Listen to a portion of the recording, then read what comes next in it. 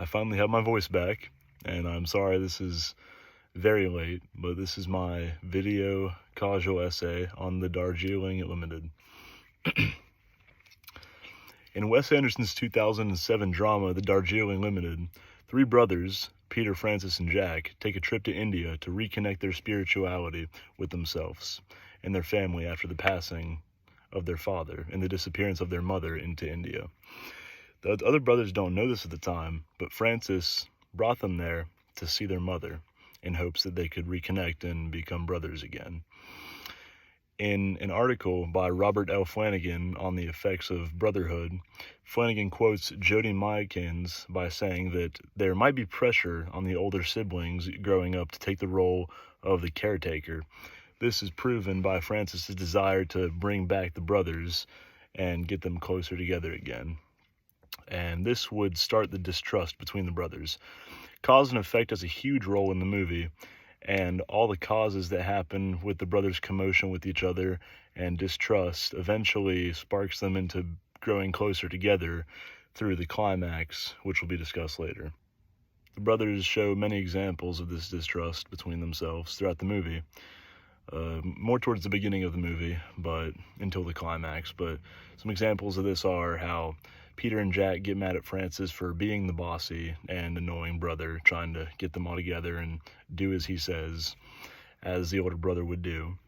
Another example is how Peter's wife is pregnant, and he waited 7 months to tell Jack this information, and Peter made Jack swear not to tell Francis, which only a few scenes later he did anyways, further explaining the distrust between all of them and why they're the way they currently are.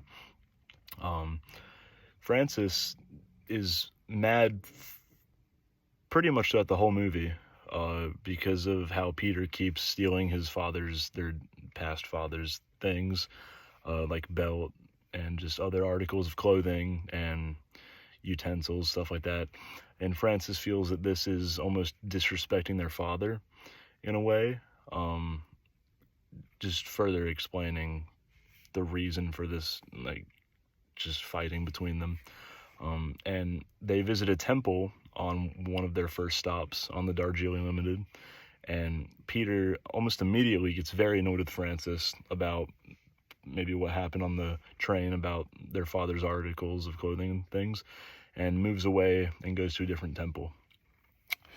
The climax of the movie happens when, unbeknownst to them, one of the brothers takes a snake back onto the train, and the snake gets loose, and after the conductor finds the snake, they're sent back to their rooms and aren't allowed to come out.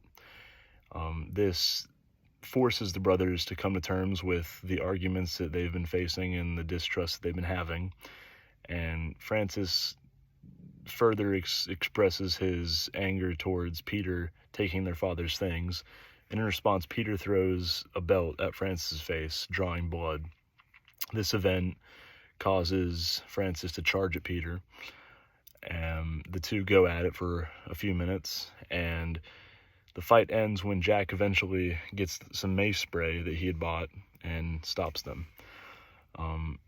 After these events, they eventually get kicked off the train at the next stop, and they journey through the barren landscapes of India, where they come across a river with three boys in it, and they see what's about to happen. The brothers rush towards the children who have flipped over in the boat.